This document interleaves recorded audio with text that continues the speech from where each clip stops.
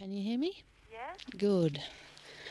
I wanted to ask you about the family influences on your music. There seems to be a sense of like a family around the piano on some of the arrangements that you have with spontaneous sounding experimental harmonies and things. Is that how your style evolved, would you say? Quite a bit of it, just trying to figure out parts.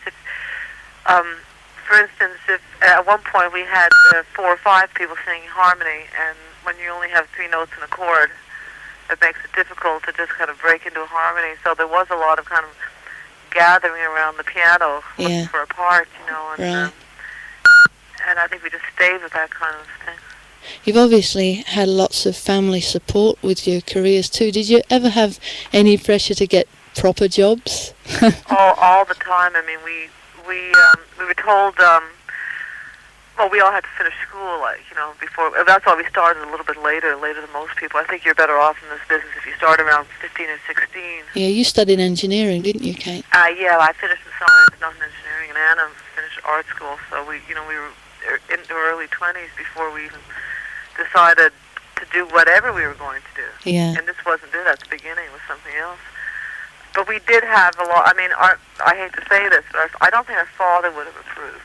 Oh. But he died. I mean, our mother, I think, enjoys a little bit more because she really likes to come to the shows and dress up and meet people and stuff like that. But our father, who was also very, very talented, most of the talent came from his side of the family. He and his sister both used to have like a little act as children in the town they lived in, but it wouldn't have been. I mean, neither one of them was ever encouraged to do it. I would have been proud of you now, though. I hope so. The progress that you've made in your albums from those first ones, those first ones had a very folky feel, and Joe Boyd, of course, produced them. How do you feel about those early 2 albums that you made now? There's very little difference between the first 2 and, say, Love Over and Over, or the French one, which is the 4th record. The third one's a little less folky. There are fewer. There are no traditional cuts on it at all. So you feel that Love Over and Over is very similar to the first one? Well, in actual fact, it's not unlike it. I mean, the instrumentation is very similar.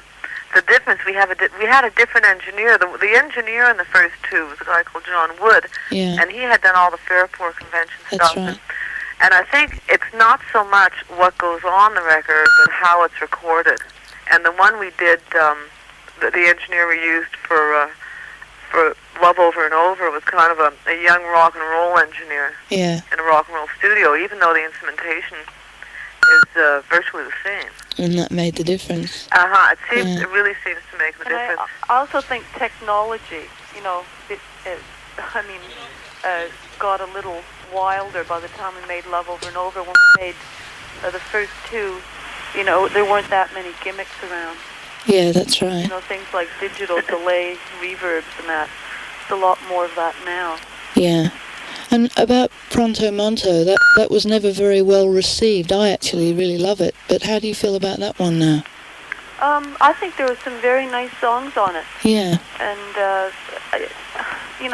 I think we all kind of goofed on it. I would like to hear it again. I know one woman who knows all our records, and that's her favorite of the bunch. So, it's, I don't think it's a failure. I'm not sure what happened. The record company didn't like it. They asked us to make a commercial record because they said the first 2 just, hadn't done anything. Critically, yes, but not sales-wise. And then when we made the commercial one, they said, can you go back and make a record like the first 2? Right. So we were just going around in circles. It has a more even sound than the first 2 that Pronto Monto has. Yeah, it's more produced in that sense. Yes. There's some lovely songs on it. With your writing, do you have a certain discipline, like time devoted to it, or does it come as the inspiration hits you? It's a bit as the inspiration hits you, but I think we're so used to doing it that there is a time set away in the day where you just automatically sit down the way you would go to the bathroom. Yeah, when the children aren't around. That's right. Or even when they are around, you have an urge to go and do something. Do the words and the music come together, or I suppose you both work differently, but Does it generally happen together, or do you work on the words and then the music separately? It seldom comes together at the same time. Mostly, a kind of a music thing may run through, and then you may have an idea for a lyric that's been kicking around but not developed. Like a line or an idea, or just a visual idea. And you try and pull it together. At the odd time, you might sit down and strike a couple of chords and get some great line, but not very often. So you generally work at the piano then, I suppose? Oh, at a keyboard. Yeah. Right. You seem to have children in mind a fair bit. Lots of the songs that you write, I think kids would really enjoy, like On My Way to Town and Kitty Come Home, NACL, which I reckon is a terrifically educational song, and Son, Son, Bundle of Sorrow, Firstborn, which are about children. Do you write for your children? I don't think we write for them. We've written about them, but now that they're getting a little bit older, I know what you mean, though. There are certain sounds to songs that children really like. Yes. Those stories are lovely. Like On My Way to Town, I think that children would really be involved in that one. That's interesting. We'll test it on our children when we get home. Right. You write together fairly rarely on your albums so far, but when you do, is that an organic flowing of ideas from one to the other, or is it more structured than that? No, it's pretty organic. I mean, I think that's why when we do get together to write, which we have done a little bit more recently, it's quite organic. Right. We just kind of let it flow. If she writes something, I might be able to come up with something to back it up, or just behind it, or something like that. Yeah. As opposed to like you do this set and I'll do that set, and we'll put it together. Or I'll write the music and you write the words. Right. Yeah. No, we don't do that way. Who are the musicians that you have brought out, apart from Jane, for your touring band? Well, we have the rhythm section, the drummer and bass player from London, even though the bass player lives in Montreal now, but they work together. They worked a lot with Sandy Denny and people like that. So Pat Donaldson and on bass, and Jerry Conway on drums. Great. Jerry used to work with Cat Stevens too. Yeah.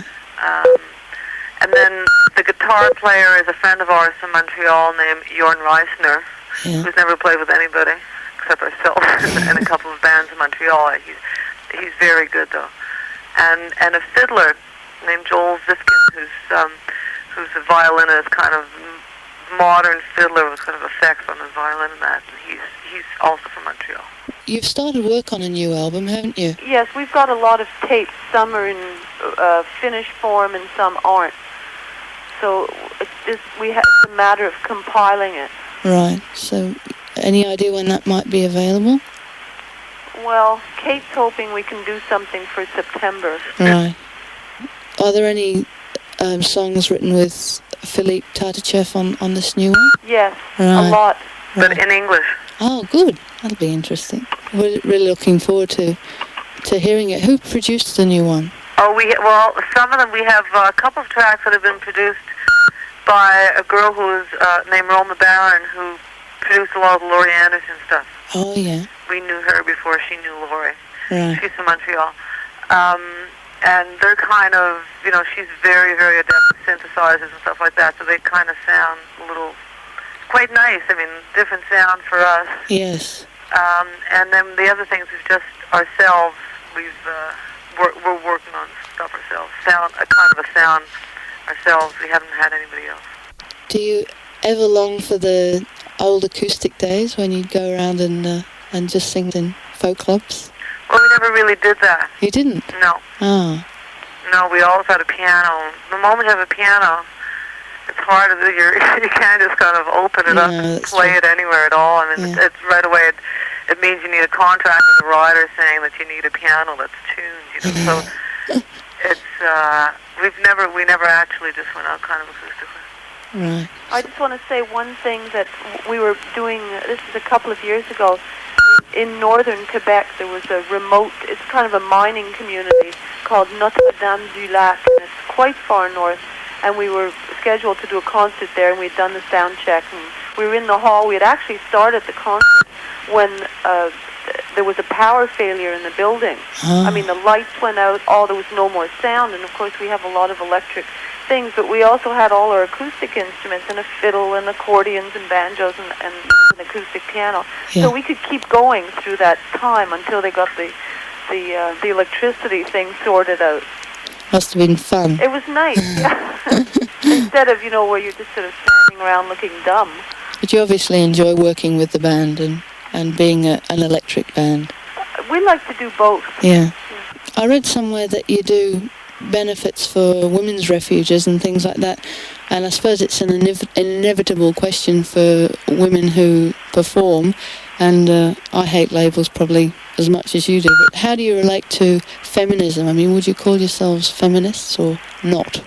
Well, I think by sheer virtue of the fact that we're out earning a living doing what we like to do is the statement. We're certainly not overt or political feminists. Yeah. I find it's just as easy to get along with, evenly easy to get along with males as with females. Yeah. I would also like to say that our mother, even though she's not a feminist per se, has always really had this. Well, she's complained for years about having to be a girl in a family where there were mainly boys. There were 7 boys and 5 girls, I think, in her family. Right. And she said the girls had a really tough time, so she's always made us aware of it. And we find that she's even too tough about it, too hard on men. So I think Kate and I have kind of softened. Mellowed. Yeah. She thinks we're pussycats. Yeah. It's been really nice talking to you, and thank you very much for being so patient and waiting for my call to come through. And really looking forward to seeing you in concert. It'll be great. I've been a fan for a long time, and I'm really excited that you finally made it out to Australia. Great. Thank you. So thank you very much. Thank you. Bye-bye. Bye.